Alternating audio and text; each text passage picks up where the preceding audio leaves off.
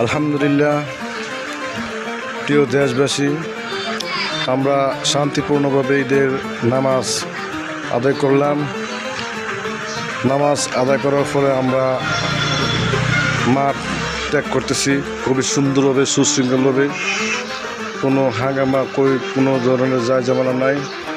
এজন্য আল্লাহর কাছে লাখো শুকরিয়া আদায় করতেছি।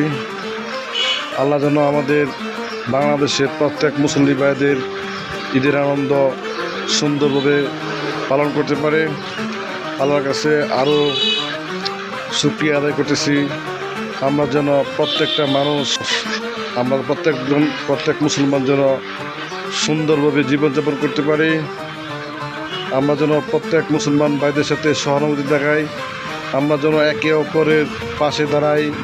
আমরা যেন একতা হয়ে সারা বিশ্ব মুসলমান যাতে একতা হয়ে সুন্দরভাবে বাঁচতে পারে। আমিন।